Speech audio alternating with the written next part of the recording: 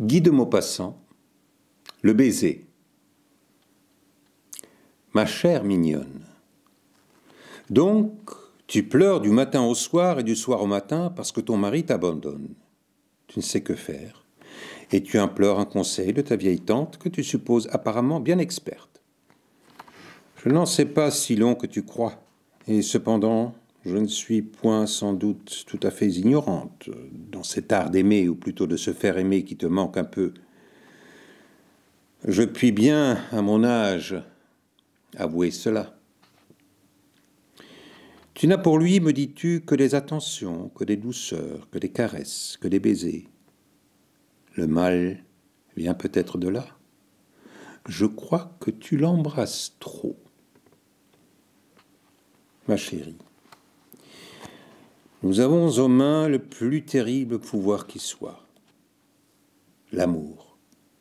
L'homme, doué de la force physique, l'exerce par la violence. La femme, douée du charme, domine par la caresse.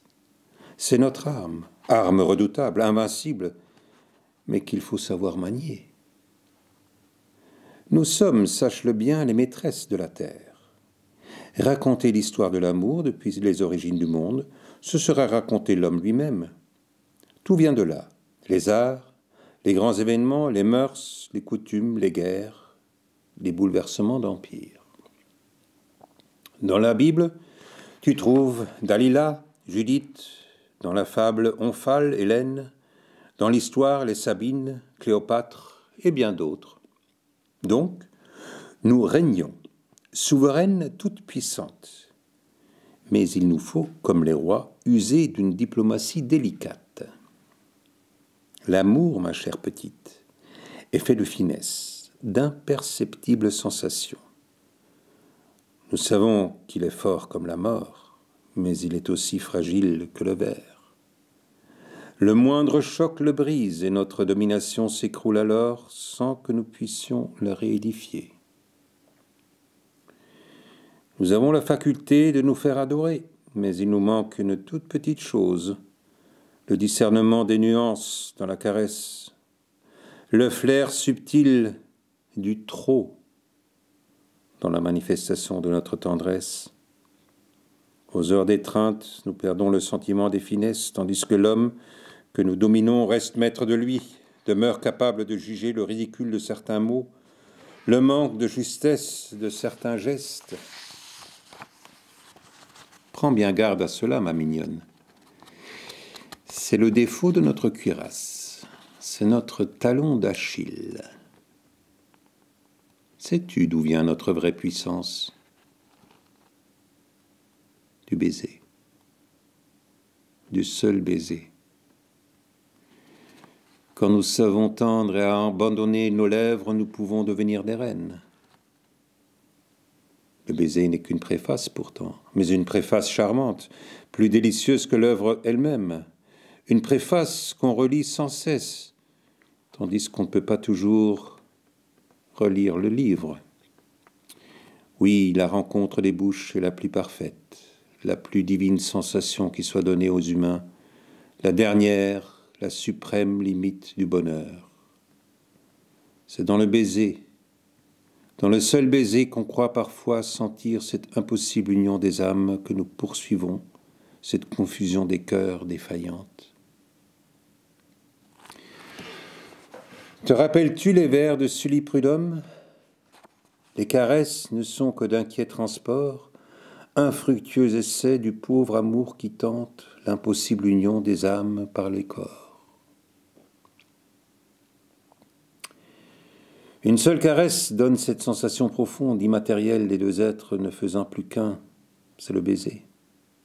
Tout le délire violent de la complète possession ne vaut cette frémissante approche des bouches, ce premier contact humide et frais, puis cette attache immobile et perdue et longue, si longue, de l'une à l'autre.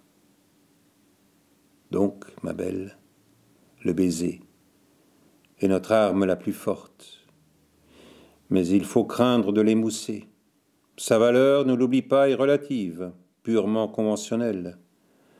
Elle change sans cesse, suivant les circonstances, les dispositions du moment, l'état d'attente et d'extase de l'esprit. Je vais m'appuyer sur un exemple. Un autre poète, François Coppée, a fait un vers que nous avons toutes dans la mémoire, un vers que nous trouvons adorable, qui nous fait tressaillir jusqu'au cœur. Après avoir décrit l'attente de l'amoureux dans une chambre fermée, par un soir d'hiver, ses inquiétudes, ses impatiences nerveuses, sa crainte horrible de ne pas la voir venir, il raconte l'arrivée de la femme aimée, qui entre enfin, toute pressée, essoufflée, apportant du froid dans ses jupes, et il s'écrie « Oh, les premiers baisers à travers la voilette !» N'est-ce point là un vers d'un sentiment exquis, d'une observation délicate et charmante, d'une parfaite vérité? Toutes celles qui ont couru au rendez-vous clandestin que la passion a jeté dans les bras d'un homme les connaissent bien, ces délicieux premiers baisers à travers la voilette, et frémissent encore à leur souvenir. Et pourtant, ils ne tirent leur charme que des circonstances, du retard, de l'attente anxieuse. Mais en vérité, au point de vue purement, ou si tu préfères impurement sensuel, ils sont détestables. Réfléchis. Il fait froid dehors. La jeune femme a marché vite. La voilette est toute mouillée par son souffle refroidi. Des gouttelettes d'eau brillent dans les mailles de la dentelle noire. L'amant se précipite et colle ses lèvres ardentes à cette vapeur de poumons liquéfiés. Le voile humide qui déteint et porte la saveur ignoble des colorations chimiques pénètre dans la bouche du jeune homme, mouille sa moustache.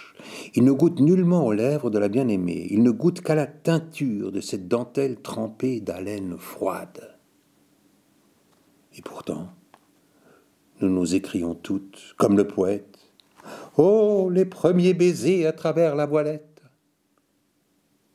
Donc, la valeur de cette caresse étant toute conventionnelle, il faut craindre de la déprécier. Eh bien, ma chérie, je t'ai vue en plusieurs occasions très maladroite. Tu n'es pas la seule d'ailleurs. La plupart des femmes perdent leur autorité par l'abus seul des baisers intempestifs. Quand elles sentent leur mari ou leur amant un peu las, à ces heures d'affaissement où le cœur a besoin de repos comme le corps, au lieu de comprendre ce qui se passe en lui, elles s'acharnent en des caresses inopportunes, le lassent par l'obstination des lèvres tendues, le fatiguent en l'étreignant sans rime ni raison. Crois-en mon expérience. D'abord, n'embrasse jamais ton mari en public, en wagon, au restaurant. C'est du plus mauvais goût. Refoule ton envie. Il se sentirait ridicule et t'en voudrait toujours.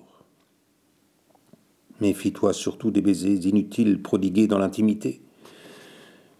Tu en fais, j'en suis certaine, une effroyable consommation. Ainsi, je t'ai vue un jour tout à fait choquante. Tu ne te le rappelles pas sans doute. Nous étions tous trois dans ton petit salon et comme vous ne vous gêniez guère devant moi, ton mari te tenait sur ses genoux et t'embrassait longuement la nuque, la bouche perdue dans les cheveux frisés du cou. Soudain, tu as crié « Ah, le feu !» Vous n'y songiez guère, il s'éteignait. Quelques tisons assombris expirant rougissait à peine le foyer. Alors, il s'est levé, s'élançant vers le coffre à bois où il saisit 2 bûches énormes qui rapportaient à grand-peine, quand tu es venu vers lui, les lèvres mendiantes, murmurant « Embrasse-moi ». Il tourna la tête avec effort en soutenant péniblement les souches.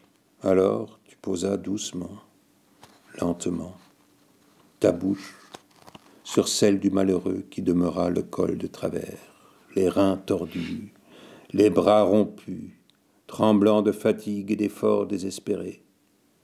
Et tu éternisas ce baiser de supplice, sans voir et sans comprendre. Puis, quand tu le laissas libre, tu te mis à murmurer d'un air fâché « Comme tu m'embrasses mal !»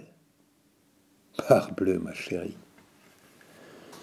Oh, prends garde à cela.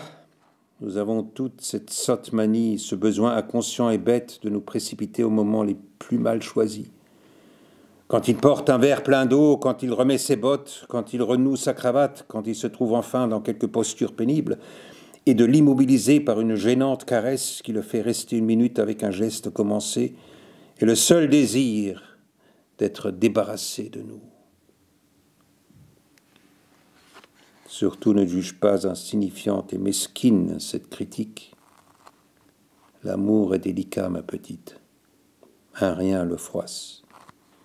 Tout dépend, sache-le, du tact de nos câlineries. Un baiser maladroit peut faire bien du mal.